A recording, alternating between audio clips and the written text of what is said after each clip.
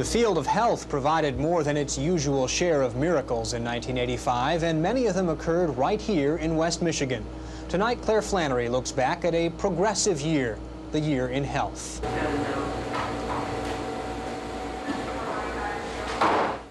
1985 was a banner year for successful organ transplants in West Michigan.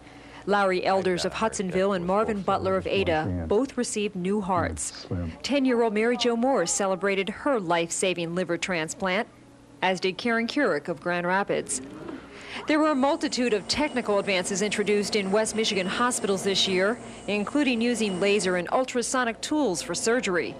St. Mary's Hospital opened the first area center for women's health, as the New England Journal of Medicine reported lumpectomies, or removing only the malignant tumor on a woman's breast, was just as effective as the decade-old practice of mastectomies. Other West Michigan women were lining up for a new microsurgical procedure for permanent eyeliner, and the FDA approved the first antihistamine that doesn't have the side effect of drowsiness. 1985 was the year Charlotte Voigt of Grand Rapids regained partial hearing after being deaf for 5 years. The new hearing device, called the cochlear implant, was a medical first in Michigan. You were talking with your back turned. I could hear some of the words you were saying. I've never been able to do that before. 1985 also saw much of the medical community protesting high malpractice insurance, and Blue Cross Blue Shield struggled to attain mutualization. The fear of AIDS, acquired immune deficiency, also grabbed the headlines. Locally, blood centers started special testing for new donors, while research continued for the mysterious killer disease.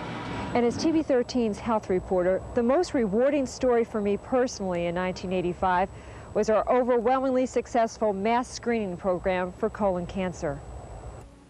The effort was initiated by WZZM-TV in cooperation with Meyer Stores and Butterworth Hospital. The program broke national records for compliance.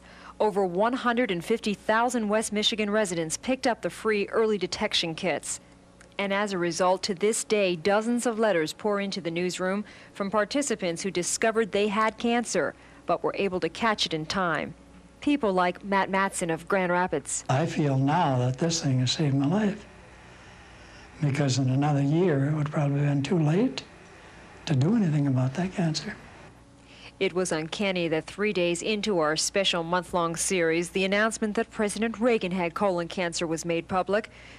The success of his surgery has helped educate millions to the importance of early detection of this killer disease.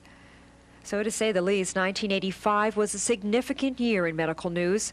Here's to a happy and healthy 1986. With a year in health, I'm Clare Flannery. Eyewitness 85 concludes this weekend on TV 13.